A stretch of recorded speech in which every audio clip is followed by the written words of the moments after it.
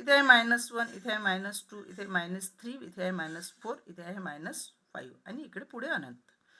आता लक्षात घे, आपण काय करू, ह्या 0 पासून लेफ्ट साईडला आणि 0 पासून राईट साईडला सेम डिस्टन्सवर असणाऱ्या नंबर्स शोधू. जसं उदाहरणार्थ 0 पासून 1 टाइम हॉपिंग केलं, कोण भेटला? +1. 0 पासून लेफ्ट राईट, सॉरी चुकलं यार, इकडे मी तुला म्हणायला पाहिजे तुझ्या हातावर राईट आणि इकडे म्हणायला पाहिजे लेफ्ट. हां, लक्षात घे, तुझा लेफ्ट तुझा राईट. आता या 0च्या राईटकडे गेलो आपण, तर आपल्याला कोण भेटला? 1 टाइम हॉपिंग केल्यानंतर 1. लेफ्टला 1 टाइम हॉपिंग करा. येस, 0 पासून इक्वल डिस्टन्सवर असलेल्या, लेफ्ट आणि राईटला इक्वल डिस्टन्सवर असलेल्या या 2 नंबर्स यांना एक विशेष नाव आहे. का लक्षात घे, -1 +1 0 पासून इक्वल डिस्टन्सवर आहे हे लेफ्ट आणि राईटला. तसंच आता मी तुला जर विचारेल -2च्या सारखा इक्वल डिस्टन्सवर कोण आहे, तू म्हणशील +2. मी म्हणेल -13 असेल तर मग इक्वल डिस्टन्सवर कोण आहे राईट साईडला, तुला मला पाहिजे +13. करेक्ट. आता आपण यांचं की नाही ॲडिशन करू. आपण आत्ताच ॲडिशनचा रूल शिकलो ना. आपला ॲडिशनचा रूल काय म्हणतो, जर दोन्ही नंबर सारख्या साईनच्या असेल तर सरळ सरळ ॲडिशन करा आणि जे असेल ते साईन द्या. आता इथे जर तू चेक करशील तर एक नंबर पॉझिटिव्ह भेटते आणि एक नंबर निगेटिव्ह आहे ना. आपण सेम इक्विडिस्टन्स असलेला नंबर घेतला की नाही. मग आता चेक कर, ते 13 पॉझिटिव्ह आहे, 13 निगेटिव्ह आहे, यांचं काय करू आपण? ॲडिशन. ॲडिशन केलं तर आपला रूल काय म्हणतो, एक संख्या पॉझिटिव्ह एक संख्या निगेटिव्ह, पटकन त्याचा डिफरन्स पहा. 13 आणि 13चा डिफरन्स येतो 0. इथे सुद्धा तसंच होईल, -2 +2 यांचं ॲडिशन करा, डिफरन्स येतो 0. डिफरन्सच पाहतो ना आपण, यांचंही 0. मग आता लक्षात घे, मी काय म्हटलं पहिल्यांदा, तर तुला मी हे सांगितलं 0 पासून लेफ्ट आणि राईटला इक्वल डिस्टन्सवर असलेल्या 2 नंबर घेतल्या आणि त्यांचं सम करून पाहिलं तर सगळ्यांचं सम किती आलं? 0. मग एक लक्षात घे, ज्यांचं सम, कोणत्याही 2 संख्या ज्यांचं सम किती येतं? 0 येतं. ज्यांचं ॲडिशन किती येतं? 0 होतं. जसं 2 -2 +2. अजून कोणता भेटला? -13 +13. अजून कोण भेटलं? -1 +1. मग या दोघांना एकमेकांशी यांचा संबंध आहे ना. कसा संबंध आहे की यांचं जर आपण ॲडिशन केलं तर कोण भेटतो? ॲडिशन किती येते आपल्याला? 0 येते. म्हणून याची डेफिनेशन तयार होते की ज्या 2 नंबर्सची ॲडिशन किती मिळत असेल तर 0, त्यांना एकमेकांचे अपोजिट नंबर म्हणतात. काय म्हणू आपण त्यांना? Opposite number. किंवा अजून एक त्याला मस्त शब्द आहे,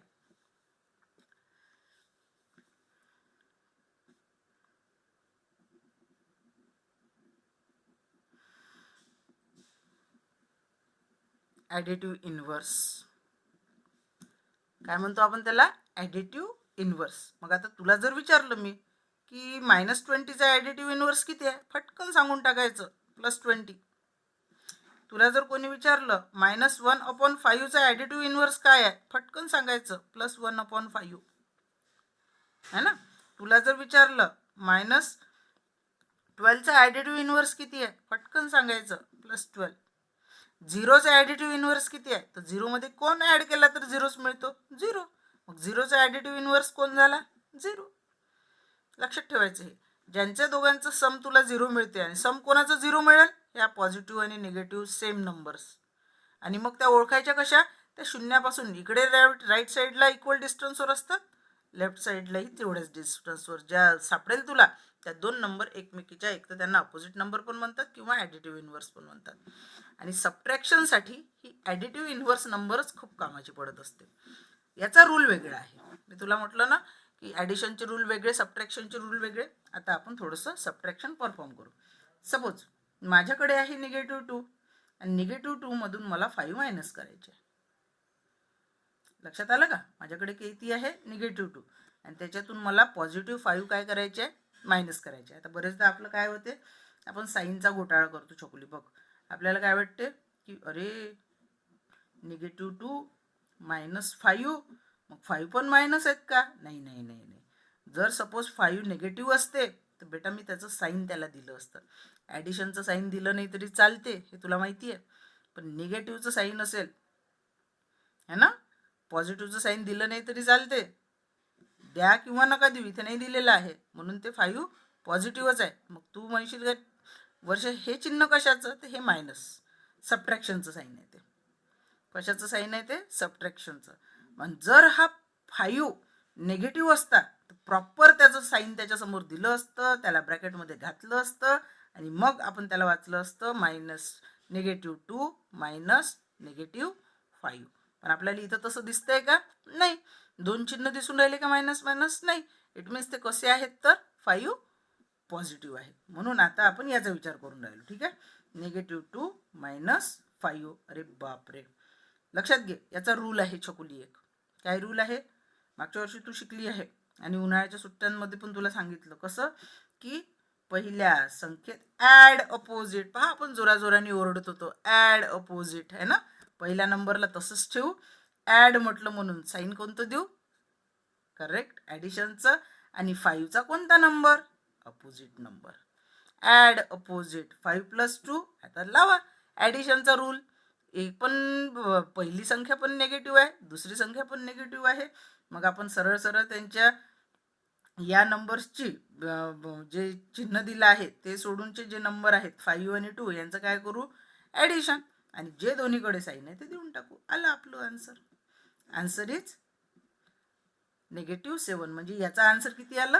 -7 आलं. तसंच आणखी 1-2 एक्झाम्पल सोडव. सपोज आपल्याकडे सबट्रॅक्शन करायचं आहे. काय चालेल हां, सबट्रॅक्शन करू आपण. कोणाचं? सपोज नंबर दे 0 - 12 है ना. सेकंड एक्झाम्पल आहे आपलं 0 - 12. थर्ड एक्झाम्पल घेऊ -12 - -16. मग आपला रूल आपण काय ओरडत होतो जोराजोरांनी? अशा वेळी सबट्रॅक्शनसाठी ॲड अपोजिट. मग घ्यायचे 0. ॲड म्हटलं म्हणून प्लस 12ची अपोजिट -12. रूल काय म्हणतो? 0 मध्ये कोणतेही नंबर ॲड करा, उत्तर तीच येते. मग ह्या 0 - 12चा आन्सर आहे -12. आता इथे जाऊया, ॲड अपोजिट करू. -12 तसेच. ॲड म्हटलं म्हणून ॲडिशनचं साईन अपोजिट. मग -16च्या अपोजिट कोण आहे? 16. आता विचार करा, एकीकडे मायनस साईन दिसून राहिलं, दुसरीकडे पॉझिटिव्ह साईन दिसून राहिलं. यांचा काय पाहावं लागेल? डिफरन्स. 12 आणि 16चा डिफरन्स येतो 4 आणि मोठ्या नंबरचा साईन कोणता आहे? पॉझिटिव्ह. म्हणून आन्सर इज +4. या पद्धतीनं तुला हे सबट्रॅक्शन करता आलं पाहिजे. म्हणजे आता तुझ्याकडे रूल्स आहेत कोणते? ॲडिशनचे पण. त्यासाठी तुला प्रॅक्टिस करावं लागेल. मी काही एक्झाम्पल्स पाठवीन. मग सबट्रॅक्शनचा रूल एकच लक्षात ठेवायचा, ॲड अपोजिट. ॲड अपोजिट केलं की विषय संपला. मग त्याच्यानंतर आपण याच्यावर काही मल्टिप्लिकेशन्स आणि डिव्हिजन्स करू. तर डिव्हिजन आणि मल्टिप्लिकेशनचे रूल सारखे आहे. उदाहरणार्थ ह्या डिव्हिजनसाठी पण आणि मल्टिप्लिकेशनसाठी पण हेच रूल लक्षात ठेव. जर पहिली नंबर 2 नंबरचं आपण काय करणार आहोत? मल्टिप्लिकेशन करणार आहोत सपोज. ठीक आहे, पहिली नंबर आहे निगेटिव्ह, दुसरी नंबर आहे निगेटिव्ह. येणारा आन्सर ऑलवेज पॉझिटिव्ह राहील. येणारा आन्सर ऑलवेज पॉझिटिव्ह राहील. जसं उदाहरणार्थ एक्झाम्पल घेऊ आपण. सपोज मी घेतले -2 × -3. याचं पटकन काय करायचं? मल्टिप्लिकेशन. 3 × 1 = 3, 3 × 2 = 6 आणि दोन्हीकडे पॉझिटिव्ह साईन आहे ना. सारखे साईन असेल तर येणारा आन्सर हे पॉझिटिव्ह राहील. कशामध्ये? मल्टिप्लिकेशनमध्ये सुद्धा आणि डिव्हिजनमध्ये सुद्धा. डिव्हिजनचं घेऊ आपण थोड्या वेळाने.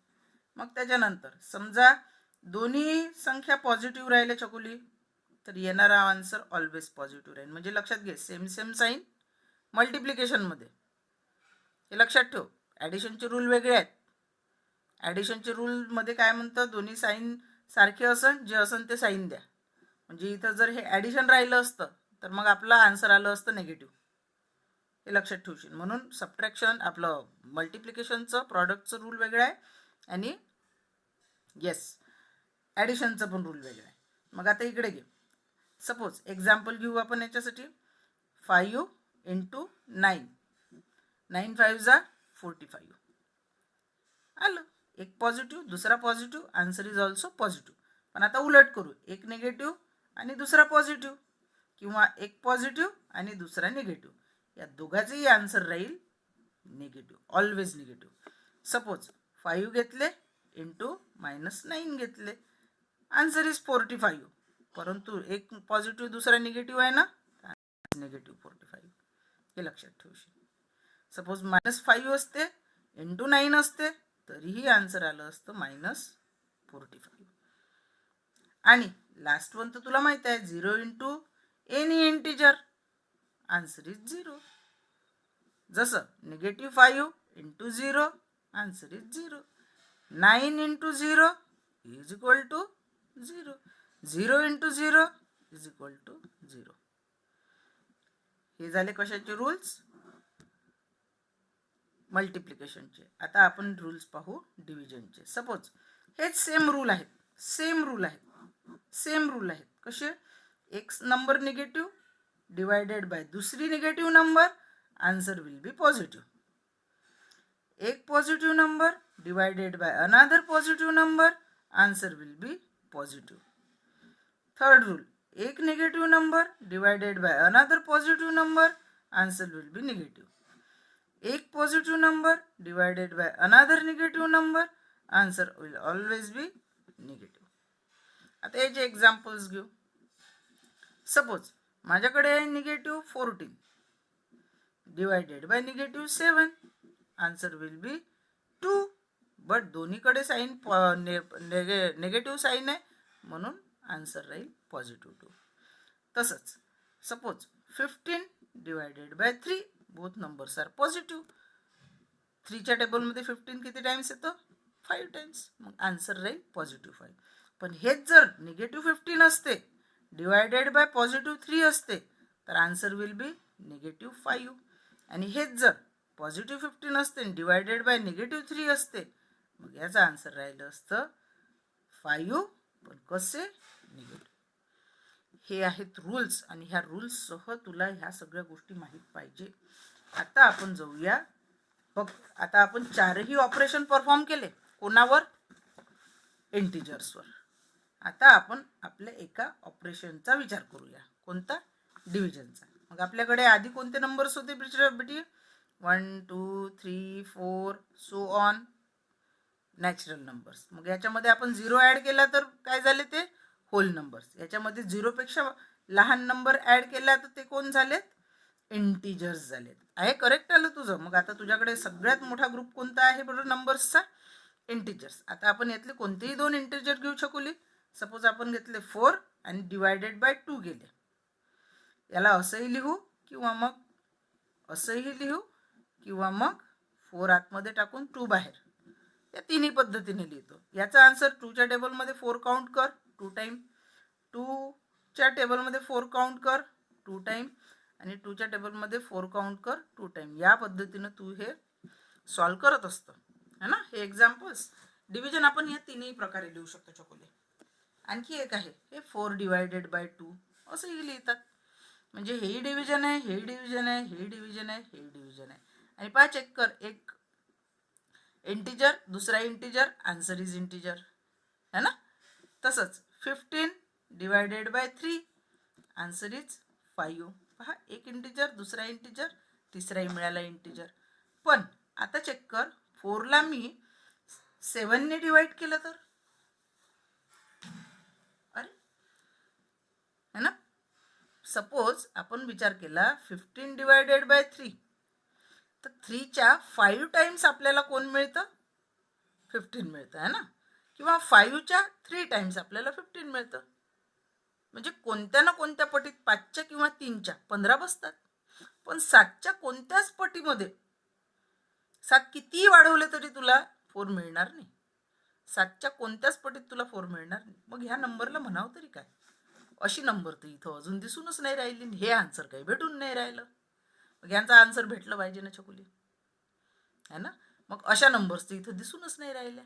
तुझ्या लक्षात असन, तू 4th क्लासमध्ये 5th क्लासमध्ये शिकली आहे. ही जी रेषा आहे याच्या वरची जी संख्या असते तिला आपण काय म्हणतो? न्यूमरेटर. आणि खालची जी संख्या आहे तिला काय म्हणतो तू? डिनॉमिनेटर, है ना. म्हणतोस की नाही. मग लक्षात घे काय वे हे 4/7 आठव तुला आता. यस, तू शिकली आहे की बापरे. एक काय आहे? गोल चपाती. तिचे किती भाग केले? 1 2 3 4 5 6 आणि हा लास्ट 7. आणि त्याच्यातले किती भाग छकुलीने खाल्ले? 1 2 3 आणि हा 4. किती भाग उरले? 3/7. 3 आउट ऑफ 7. आठवते का तुला? मग याला काय म्हणत होतो आपण? हे कशाचे भाग आहेत? तर एकाच चपातीचे भाग आहे, 1 पेक्षा कमी. मग आपण याला काय म्हणत होतो? भाग, तुकडे. काय शब्द होता त्याला? फ्रॅक्शन्स. आठवत तुला? याला काय म्हणतो आपण? फ्रॅक्शन. इट मीन्स हे फ्रॅक्शन्स आपल्याला ऑलरेडी झालेले आहेत, पण आत्ता समजून राहिलं का हे ना नॅचरल नंबर होते, ना हे होल नंबर्समध्ये समाविष्ट आहे, ना आपल्या इंटिजरच्या ग्रुपमध्ये असे नंबर आपल्याला दिसतात. कोणती ऑपरेशन परफॉर्म केल्यावर हा प्रश्न निर्माण झाला? डिव्हिजन. आणि लक्षात घे, हे जे डिव्हिजन कंप्लीट करता येऊन राहिलं ना आपल्याला, हे जे डिव्हिजन आपल्याला कंप्लीट नाही करता येऊन राहिलं ना, तर ते आहे फ्रॅक्शन्स. आणि मग आपण आता या वरचा जो न्यूमरेटर आहे त्याला लिहू एम, आणि खालचा जो डिनॉमिनेटर आहे त्याला लिहू एन. एम ऐवजी कोणत्याही नंबरला टाकता येते, आणि एन आणि एन ऐवजी या नंबर्सला या अल्फाबेटच्या ऐवजी कोणतेही नंबर तिथं फिलअप करता येतात. It means M/N numerator and डिनॉमिनेटरच्या स्वरूपातले जेवढेही काही नंबर्स असतील त्या सर्वच्या सर्व नंबर आपल्याला या ग्रुपमध्ये नाही दिसत. आता अशा कोणत्या कोणत्या नंबर्स आपल्याला लिहिता येतील? आता तू आठव. 11ला 2ने डिवाइड करता येईल का? नाही. 2ला 9ने डिवाइड करता येईल का? नाही. हे याचं आन्सरच नाही आपल्याकडे. तू जसं मगाशी आपण विचार केला होता की आपल्याला आन्सर याच ग्रुपमध्ये मिळालं पाहिजे ना, सबट्रॅक्शनचा आन्सर इथंच मिळालं पाहिजे होतं ना. मग तसंच डिव्हिजनचा आन्सर इथंच मिळालं पाहिजे छकुली.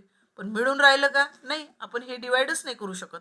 2च्या कोणत्याच टाइम्समध्ये पटीमध्ये 11 मिळतच नाही. 2 5 10 मिळतात, 2 6 12 मिळतात, पण 11 तर मिळतच नाही. 9च्या कोणत्याच पटीत आपल्याला 2 मिळत नाही. मग हे काय याचं डिव्हिजन करायचंच नाही का? मग अशा नंबर्सला काय म्हणतात? मग लक्षात घे, अशा नंबर्सला घेऊन मग आता याच्यापेक्षा मोठा ग्रुप तयार झाला. मग असे नंबर्स कोणत्या ग्रुपमध्ये? तर मग साहजिकच आहे पुढच्या ग्रुपमध्ये समाविष्ट होतील. हे सर्वच्या सर्व जे नंबर्स आहेत ज्याच्यामुळे डिव्हिजन करणं कठीण झालं, त्याचा आन्सर मिळत नाही आहे, त्या सर्व नंबर्सला आपण कोणत्या 4th नंबरच्या ग्रुपमध्ये टाकलं? Rational numbers. कोणते नंबर्स? Rational numbers. आणि ते ऑलवेज तुला न्यूमरेटर अँड डिनॉमिनेटरच्या स्वरूपात असतील.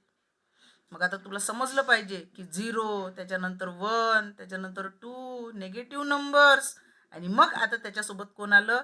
सगळे निगेटिव्ह किंवा पॉझिटिव्ह इंटिजर्स, सगळेचे सगळे, प्लस अशा नंबर्स की ज्या कशाच्या स्वरूपात आहे? M/N म्हणजे न्यूमरेटर अँड डिनॉमिनेटरच्या स्वरूपातल्या. का बरं? कारण की आपण त्यांच्यावर कोणतं ऑपरेशन परफॉर्म नाही करू शकून राहिलो. हां, जर आपल्याकडे हाच ग्रुप आहे लास्ट, तर मग आपल्याला 11/2 हे आन्सरच काढता येत नाही, कारण का अशी नंबर्स इथंच दिसूनच नाही राहिलं आपल्याला. हां, तुला 12/2 म्हटलं तर तू याचा आन्सर फटकन 6 सांगशील मला, पण याचा आन्सर तुला सांगता येत नाही. मी जर का म्हटलं 10/2 तर तू त्यांचा आन्सर पटकन 5 सांगशील. तुला 6ही इथंच मिळतील आणि 5 पण इथंच मिळतील, पण याचा आन्सर तुला इथं मिळत नाही. मग हा अननोन नंबर झाला ना तुझ्यासाठी. मग याला कोणत्या तर ग्रुपमध्ये टाकावं लागेल. या ग्रुपमध्ये तर हा दिसत नाही, मग या ग्रुपला मध्ये दिसत नाही तर याला कुठल्या तरी ग्रुपमध्ये टाकावं तर लागेल. मग त्याच्यासाठी नवीन ग्रुप तयार झाला नंबर्सचा, and that is rational number. मग रॅशनल नंबरमध्ये कोणत्या संख्या येतात? सगळे न्यूमरेटर आणि डिनॉमिनेटर फॉर्ममध्ये असलेल्या संख्या, म्हणजे M/Nच्या स्वरूपातल्या सर्व संख्या कुठे येतात? तर रॅशनल नंबर्समध्ये येतात. आता तू मग आता तुझे ग्रुप वाढत चालले ना, ग्रुपमधली संख्या मोठी मोठी मोठी मोठी एक्सपांड होत चालली. आधी फक्त 1 पासूनच्या संख्या होत्या, मग 0 ॲड झाला, मग निगेटिव्ह इंटिजर ॲड झाले, आता तर असेही ॲड झाले की जे कोणत्या स्वरूपात आहे, फ्रॅक्शन स्वरूपात आहे. म्हणून लक्षात घे, आता ऑलवेज लक्षात ठेवा. मग आता तुला प्रश्न पडेल, वर्षा निगेटिव्ह 11ला डिनॉमिनेटर 5 आहे, मग -1चा डिनॉमिनेटर किती? तर ज्या होल नंबर्स असतात त्यांचा ऑलवेज डिनॉमिनेटर 1 कन्सिडर करायचा. मग 0ला सुद्धा डिनॉमिनेटर 1, 1ला डिनॉमिनेटर 1, 2ला डिनॉमिनेटर 1, याचा तर ऑलरेडी दिलाच आहे 5. इट मीन्स या पण m/nच्या स्वरूपातल्या म्हणजे न्यूमरेटर अँड डिनॉमिनेटरच्या स्वरूपातल्या संख्या झाल्या. And these all numbers are the rational numbers. आणि छकुली, ज्या पद्धतीनं तू ॲडिशन आणि सबट्रॅक्शन केलं, तशाच सगळ्या ॲडिशन सबट्रॅक्शनच्या क्रिया या रॅशनल नंबर्सवर सुद्धा केल्या जातात. कशा केल्या जातात ते आपण आता नेक्स्ट व्हिडिओमध्ये पाहू. मग आता तुला लक्षात आलं पाहिजे, rational number, every rational number is also rational, every natural number is also rational number. सगळे नॅचरल नंबर हे सुद्धा कसे आहेत, तर रॅशनल नंबर्स आहेत. त्याच्यानंतर तुझ्या लक्षात आलं पाहिजे, every whole number is also rational number. कोणताही होल नंबर असेल तो आता कोणत्या ग्रुपमध्ये समाविष्ट झाला, नॅचरल नंबरच्या. Every fraction is also rational number, हे कोणताही फ्रॅक्शन असेल तर तो सुद्धा काय आहे, a/b च्या स्वरूपातला आहे ना. काही लोक a/b म्हणतात, काही लोक m/n म्हणतात, बोथ आर सेम. अक्षरांच्या ऐवजी आपण कोणत्याही नंबर्स तिथे टाकू शकतो आणि त्या कोणत्या स्वरूपातल्या आहे, डिनॉमिनेटर आणि न्यूमरेटर. तर कोणताही फ्रॅक्शन हा सुद्धा कोण झाला, तर रॅशनल नंबर. डिव्हिजन बाय, आणि पण लक्षात ठेवायचो, कोणत्याही नंबरचं डिव्हिजन 0ने करता येणार नाही तुला. हे लक्षात ठेवायचं ऑलवेज, याचा आन्सर नाही काढू शकत आपण. म्हणून division by 0 is not allowed. Division by 1 पासून तू कोणीही ठेव, पण 0 डिव्हिजनमध्ये अलाउड नाही. Division by 0 is not allowed. तुला 0ने डिवाइड करता येणार नाही. So a rational number can not have 0 in the denominator. एनच्या जागी कधीही कोण नसावा, 0 नसावा. आणि तुला सांगते, n is not 0 and not negative number, negative integer, हे पण लक्षात ठेव. तिथे निगेटिव्ह इंटिजर पण नाही आणि 0 पण नाही. सपोज मग आता आपल्याला प्रश्न पडला पाहिजे, मग आपण असं तर नाही लिहू शकत, हे रॉंग आहे. आताच सांगितलं 0 is not allowed in the denominator. मग त्याच्यानंतर मग सपोज आपल्याकडे आहे 15, -15 अपॉन 6 करता येते का, हे करेक्ट आहे. मग 15 अपॉन -6 करता येते का, तर हे असं लिहिण्याची प्रथा नाही आहे छकुली. मग तुला प्रश्न पडला पाहिजे, हा मायनस कुठं लिहू वर्षा, जर तू खालचा नंबर डिनॉमिनेटर जर निगेटिव्ह नसला पाहिजे म्हणते तर. पहा, ही जी रेषा आहे ना 15 आणि 16च्या मधली, 6च्या मधली, याच्या पुढे देऊन टाक. किंवा सरळ सरळ या निगेटिव्ह साईनला कोणापाशी घेऊन जाय, तू वरच्या न्यूमरेटर जवळ घेऊन जाय. This is correct, this is correct, but this is wrong. असं लिहितात. म्हणजे जोही डिनॉमिनेटर आहे m/n, n जो आहे तो ऑलवेज 0 नसला पाहिजे, 0 इज नॉट अलाउड, आणि निगेटिव्ह नंबर पण नसला पाहिजे. मग सपोज त्याचं निगेटिव्ह साईन आहे तर काय करायचं, हे इथे देऊन द्यायचं किंवा मग न्यूमरेटर जवळ घेऊन जायचं. हे ऑलवेज लक्षात ठेव. याच्यानंतर काय काय येतं ते आपण पुढे पाहू. तुझ्या 47 पेजला जी ॲक्टिव्हिटी दिली आहे, ट्राय दिस, त्याला कम्प्लीट कर आणि एक्झाम्पल्स पण दिलेले आहे ते पण कम्प्लीट कर. राहील लक्षात आता. आणि मग मगाशी मी तुला सांगितलं होतं काय, अपोजिट रॅशनल नंबर सांगितलं होतं, ॲडिटिव्ह इन्व्हर्स सांगितलं होतं, ते पॉझिटिव्हचा निगेटिव्ह होतं, निगेटिव्हचा पॉझिटिव्ह होतं. राहील आता क्लिअर. इथे आपण आता संपवू आणि मग पुढचं जाऊ.